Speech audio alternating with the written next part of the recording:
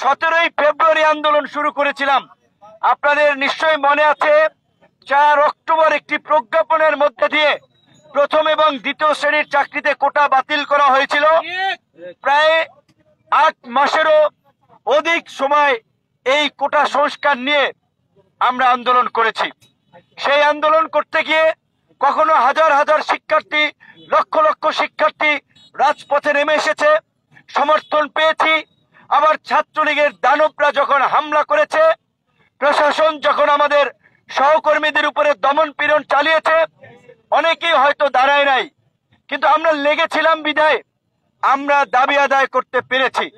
আবার এই 2024-এ এই কোটা সংস্কারের মীমাংসিত বিষয় যখন ফ্যাসিস্ট সরকার আদালতের মাধ্যমে ফিরিয়ে আনতে চেয়েছে, আবার আমাদের উত্তরসূরি ছাত্র ভাই বন্ধুরা আপনারা সকলে মিলে প্রতিবাদ করেছেন। শেষ পর্যন্ত বাংলাদেশের ইতিহাস বদলে গিয়েছে।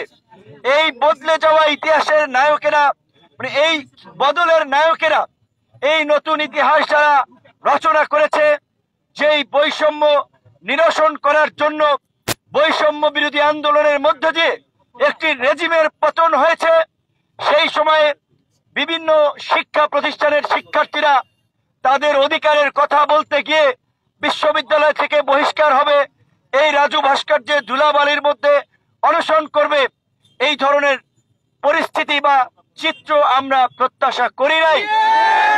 কিন্তু বাস্তবতা আমরা দেখি যে আসলে যেই যায় লঙ্কায় সেই হয় রাবণ।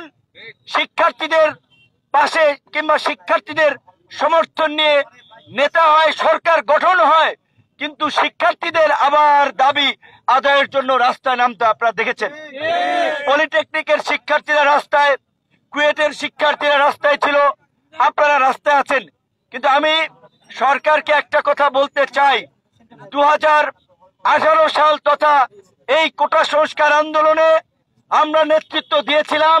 আমরা জানি সত্যিকার অর্থে আজকের এই পরিবর্তিত বাংলাদেশের পেছনে যারা সবচেয়ে বেশি ভূমিকা রেখেছে এই লাইব্রেরি পড়ুয়া ছাত্ররা। এই লাইব্রেরি পড়ুয়া ছাত্ররা শুধু নিজেদের চাকরির কথা ভেবেই রাজপথে নামে নাই। যখন আমাদের উপরে হামলা হয়েছে এবং সর্বশেষ যখন এই জুলাইও এক দফার ঘোষণা হয়েছে, এই লাইব্রেরি পড়ুয়া চাকরি প্রত্যাশী শিক্ষার্থীরাই কিন্তু এই আন্দোলনকে বেগবান করেছে, ত্বরান্বিত করেছে। আজকে এই পিএসসি সংস্কারের যে 8 দফা দাবি, আমরা মনে করি শুধুমাত্র পিএসসি না, সরকারি বিভিন্ন নিয়োগে যে অস্বচ্ছতা রয়েছে সেটাকে পরিপূর্ণভাবে স্বচ্ছ করা দরকার। আপনারা তো লক্ষ্য করবেন, শিক্ষার্থী বন্ধুদেরকে বলবো, আপনারা ডিসি অফিসে যান, এসপি অফিসে যান, ইউনো অফিসে যান, প্রশাসন একেবারে ভালো হয়ে যায় নাই। আগেও যে দলবাজি ছিল, এখনো তাদের মধ্যে ওই দলবাজি মনোভাব লক্ষ্য করা যাচ্ছে। সেটা বিশ্ববিদ্যালয়ের ভাইস চ্যান্সেলর থেকে শুরু করে সেটা বিভিন্ন প্রতিষ্ঠানে যারা দায়িত্বরত আছে তাদের মধ্যে আমরা এই দলবাজির মনোভাব দেখতে পাই। তো এই যে ভাইবার নাম্বার সহ যারা বিসিএস ক্যাডার হিসেবে নির্বাচিত হয়, তারা প্রিলিতে কত পেয়েছে, লিখিততে কত পেয়েছে, ভাইভাই কত পেয়েছে, এইটা প্রকাশ করতে সমস্যা কোথায়? এই দাবি তো অযৌক্তিক না, এই দাবি যৌক্তিক। বরঞ্চ এই যৌক্তিক দাবিকে অ্যাভয়েড করাটা হচ্ছে অযৌক্তিক, অন্যায় এবং অবিচার। তাই আমরা মনে করি এই যে 8 দফা দাবির মধ্যে তাদের যে দাবি, পিএসসির এই যে ভাইবা আগে যেটা ছিল 50, সেটাকে আওয়ামী আমলে 200 নাম্বার করা হয়েছে এই ছাত্রলীগের ছেলেদেরকে চাকরি দেওয়ার জন্য। আমি মনে করি এই ভাইবার নাম্বার 85 আবার করে নিয়ে আসা দরকার। তারপরে আপনারা এখানে ছাত্র বন্ধুরা দাবি জানিয়েছে 100, সেটা হলেও চলে, কিন্তু 200 নাম্বার ভাইবায় একেবারেই অযৌক্তিক। কারণ আপনাদের বুঝতে হবে, আপনার মামু খালু নাই, আপনার তদবির করার কেউ নাই, আপনারা দেবে 200-র মধ্যে 50, 60, আর যার তদবির আছে তারা দেবে 150, 180, 190। তাহলে যেখানে 0.5 মার্কসের কারণে বিশ্ববিদ্যালয়ে চান্স পায় না, সেখানে 100, 150, 190 নাম্বার দিয়ে কিন্তু অনেককেই আপনার দিক থেকে এগিয়ে নেওয়া সম্ভব। এই দাবিতে আপনারা অনড় থাকবেন। অবশ্যই দাবি আদায় হবে।